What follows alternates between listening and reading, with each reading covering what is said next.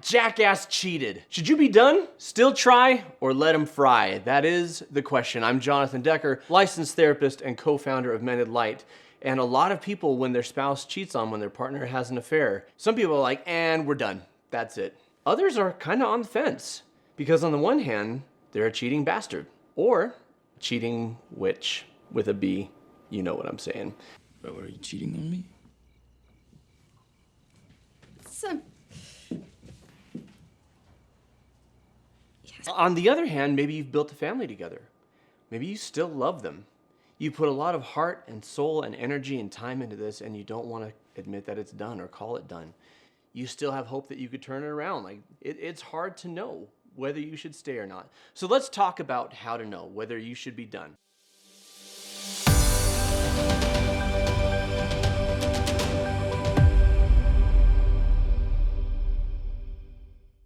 First of all, if your partner is still cheating and has no indication that they're going to stop, if they haven't cut communications with the person that they had an affair with, you're done. That's it. I am done. I don't deserve this. I really do not deserve this. And when couples come to me for couples counseling for healing from infidelity, the first question I ask is, are you done having any sort of communication, any sort of contact with the person that you cheated with? Because that tells me everything I need to know. And if they're not willing to leave that relationship, if they're like, well, we can transition and we can just be friends and we don't need to have sex anymore, we don't need to kiss anymore, or it can be different now, but you know, she's in a really hard place or he's having a really hard time and I don't want to leave him. I'm like, You have to make your choice.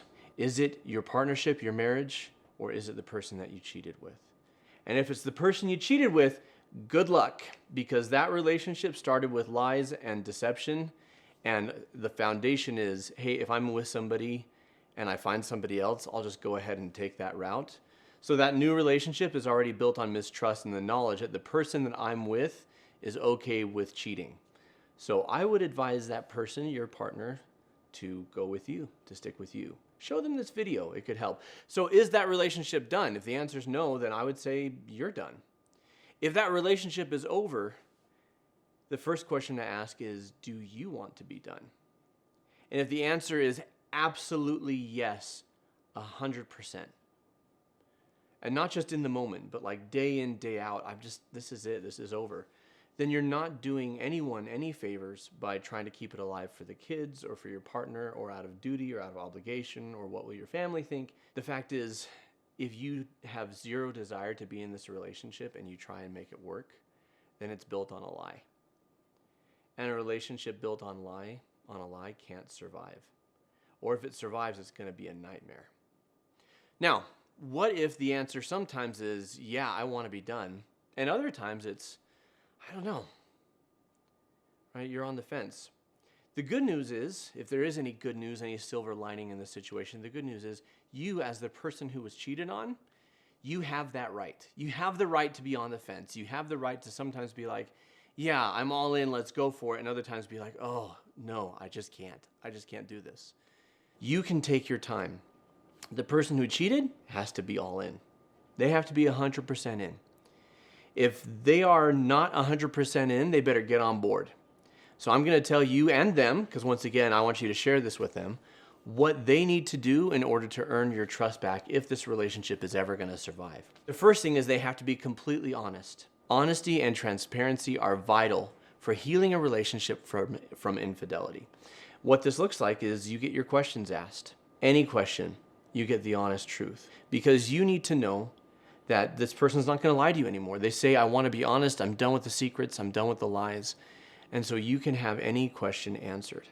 And the truth shall set you free! Now, some people lie as like a knee-jerk reaction because they want to cover themselves or because they don't want to hurt you or both. What I would say is, don't lie to me. But if it happens as a knee-jerk reaction, like you don't even think about it, you just lie and then you think, oh crap.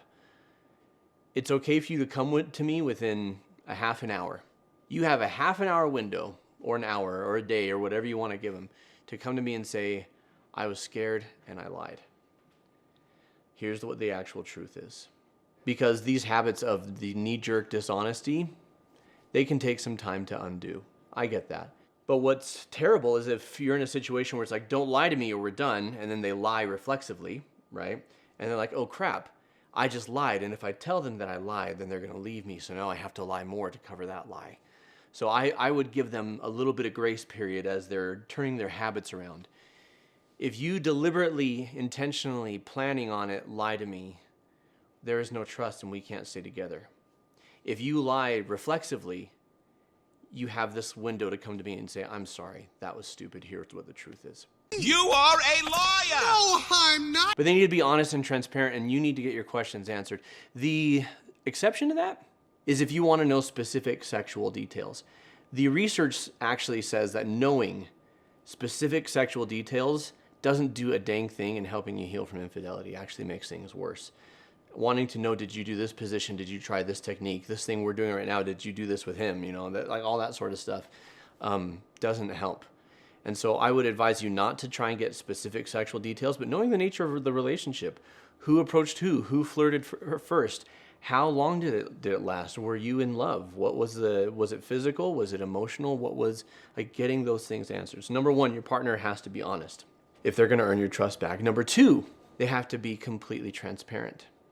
That means if you cheated and you want to save the relationship, sorry, bye-bye privacy.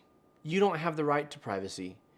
You don't get to say, he doesn't need to check my phone, right? I'm telling him I've changed and I've stopped doing this and he needs to trust me. He's not showing me trust. You don't get to do that because the fact is, or you can't take their word at face value. I don't believe you. Because of the lies, because of the cheating, you have to have evidence over time that what they're saying and what they're doing syncs up. And so the person who cheated loses their right to privacy. You can see their Facebook, you can see their Instagram, you can have their phone at any time, you can check their text messages. So honesty, transparency, humility. Humility is absolutely necessary. This means taking full ownership. Humility is responsibility. It's not shifting blame to somebody else. Well, I only cheated because I was lonely. I only cheated because you were so critical of me.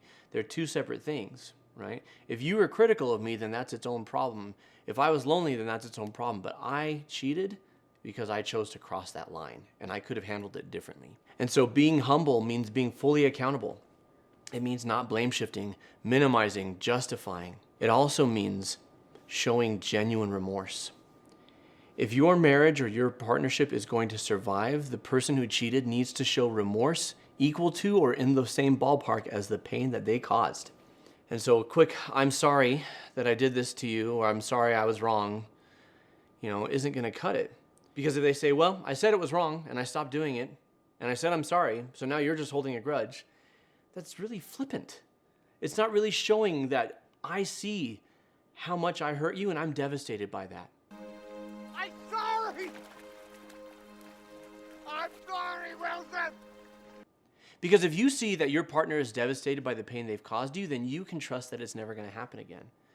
Whereas if they're like, let's just move it along, it's hard to believe they're taking it as seriously as you are, and it's hard to heal. So they need to be humble, they need to be responsible, and that means when you're angry, when you're afraid, when you're sad, instead of trying to get you to not feel that way because it makes them uncomfortable, they're going to reassure you and they're going to show that they're heartbroken. I'm so sorry that I did this. I'm so sorry for hurting you this way. No matter what else was going on, what I did was wrong, and I will regret it for the rest of my life. Now, if they're doing all these things, and they may not know to do them yet, this is why you share the video with your cheating partner. If they're doing all these things, and they're showing that they are a changed person, who they are is more important than who they were. What the relationship is more important than what it was. And so it's important for you on your end, whether you stay with this person or not, to forgive. Forgiveness is not the same thing as trust. Forgiveness means letting go of bitterness. It means letting go of anger. It means letting go of hatred. It means wanting the best for another person. And you can forgive them even if the relationship ends, and even if you never talk to them again, you can forgive them. Because it's not about what they deserve. It's about letting go of these things so you can heal and move forward.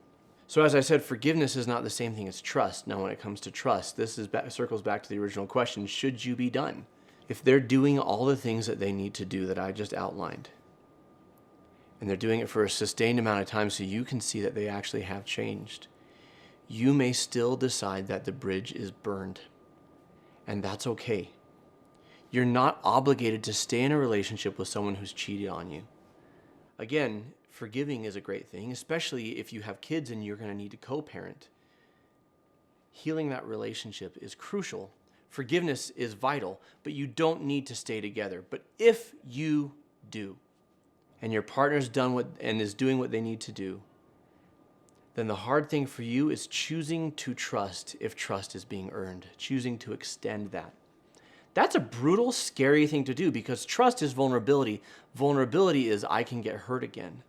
But if you want this relationship, then you're going to have to do the hard work of extending that trust.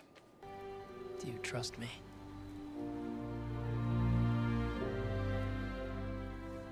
Now, I want to hear from you. What are your questions about healing from infidelity? Or what further questions do you have about knowing whether or not you should be done? Also, if you've been through this, do you have any advice for our community? Please leave your comments below. Now, I also want to direct you to our next video, how to know if your marriage should be done. Check it out right here. Link is below. Now, if you don't know where to turn and you need extra support, turn to us. Here at Mended Light, our entire mission is helping you bounce back from trauma. So until next time, I'm Jonathan Decker, licensed therapist, and I'll see you then.